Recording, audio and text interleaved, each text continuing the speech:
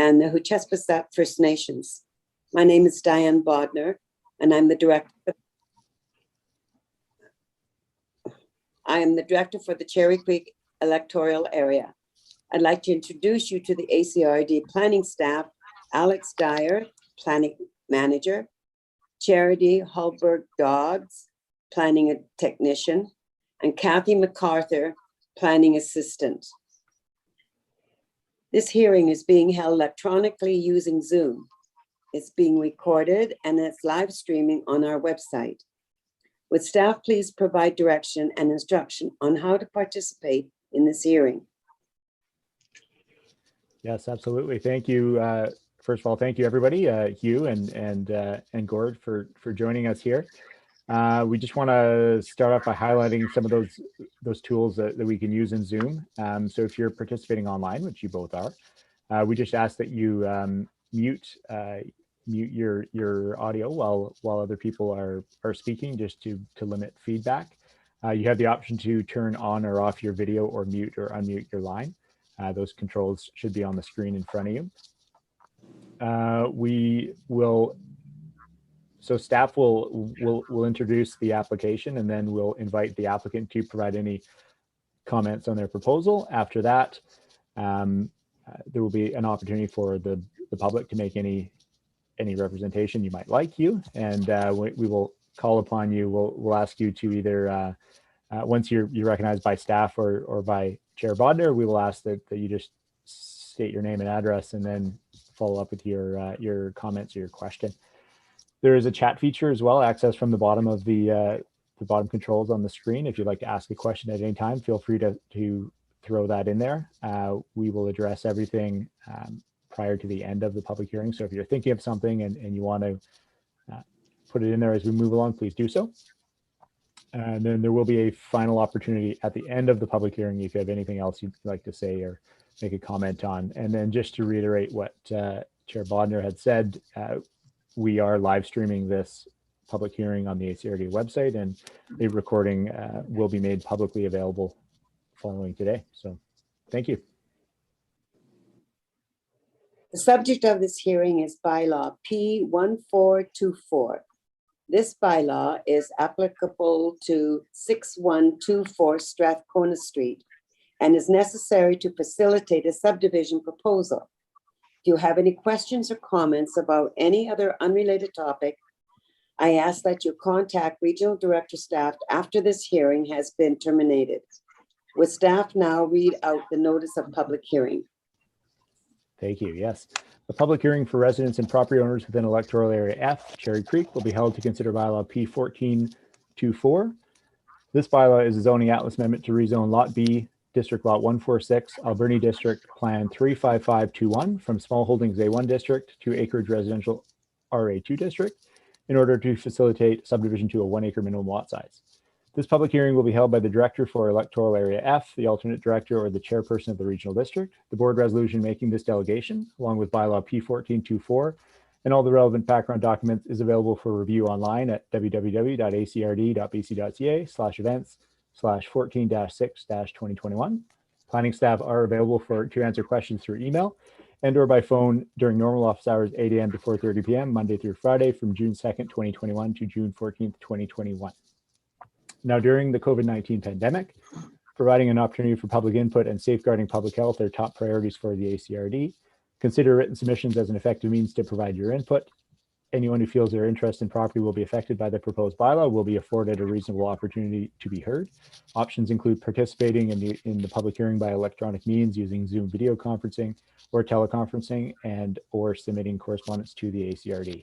So if you wish to participate in the public hearing electronically or by phone, full instructions to do so are available on our website at www.acrd.bc.ca/events/14-6-2021, or they can be provided by contacting planning staff by email at planning@acrd.bc.ca or by phone at 250-720-2700. This public hearing will be recorded and live streamed on our website. Written correspondence can be submitted to the ACRD by one of the following methods: hard copy to the ACRD office drop slot or by mail to the planning department at the address below, email sent to planning@acrd.bc.ca before 4 p.m. June 14th, 2021. Email correspondence will only be considered received if receipt confirmation is provided by ACRD staff, or a fax sent to 250-723-1327 before 4 p.m. June 14th, 2021. And again, fax correspondence will only be considered received if receipt confirmation is provided by ACRD staff. All correspondence must be received by the ACRD no earlier than 8 a.m. on June 2nd, 2021, and no later than 4 p.m. on June 14th, 2021. Correspondence submitted and or received outside of these parameters will not be included in the public hearing. And that's it for me. Thanks, Diane. Thank you, Alex. The purpose of a public hearing is to receive input, written or verbal, from any person who believes that their interest in property is affected by the bylaw. The regional board will receive full minutes of this hearing before voting on the bylaw. Staff is taking minutes that summarizes the issues raised. Please speak clearly to ensure accuracy. Would staff please introduce the proposal? Absolutely, thank you. So I will start by noting the referral responses and the public correspondence that we have received to date. The agency referral responses that we have received either recommended approval subject to conditions outlined in the letter, or they noted that their interests were unaffected. Copies of the responses are available for public review on the ACRD website that I mentioned earlier, and will be part of the public hearing report and considered by the board. You can find those on the ACRD website right now if you look at the calendar entry for June 14th. We also had one letter of correspondence received from the public ahead of the public hearing. The letter expresses some general concerns about the future uses of the properties, and that letter is available for public review on the ACRD website again and will be part of the public hearing report and minutes. So this application, and we'll pass it to Gord in a bit here, but I'll just give a quick rundown of what we're looking at. The property owner is applying to rezone their 3.5 acre property to acreage residential RA2 district in order to facilitate a 2-lot subdivision with a 1 acre minimum density. The proposal complies with the policies and objectives of the Cherry Creek official community plan. It is designated as residential use in the OCP, and that supports a range of housing options. As a condition of rezoning, the ACRD board required that the applicants engage a registered on-site wastewater practitioner to confirm that the property can accommodate on-site sewage disposal to a minimum 1 acre density. They have submitted confirmation from Dennis Franker, who is a wastewater practitioner, so that condition will be satisfied. Following this rezoning, if the rezoning proceeds, their next stage would be the subdivision application process. Now, depending on the final subdivision layout, there's a few things that we've noted in the report that will need to be addressed. A parcel frontage waiver may be required where less than 10% of the perimeter of that lot that is created in the rear of the property, as 10% of that lot must have road frontage as per the Local Government Act, and if not, then a waiver application would be required to the board. Again, that's dealt with at the subdivision stage. A development permit will also be required to satisfy the requirements of Development Permit Area 1 in the OCP, which designates a 15-meter riparian area along Consexus Creek ravine at the rear of the property. Again, that's at the subdivision stage. So I think maybe I'll just leave it at that, and I'll send it back to you, Diane. Thank you. Thank you.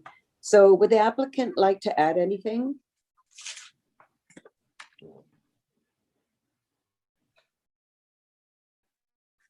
No, I think we're good. I don't know if Hugh knows the exact plan that we were going to be doing, but I don't know if you can see it. That's kind of what we're up to there, Hugh. So that new driveway that we put in over towards you, that's it right there. We're not after this for a 3 acre or 3 lot subdivision. It's just a chunk off the original house, sell that and build in the back. So it'd be a panhandle lot. There'll be no more won't be any denser than it is right now. Just so you're aware of that. But other than that, I think we've got everything that I've put in already. And I'll leave it to Hugh. Okay, so I was unaware they're going to build another house at the back then.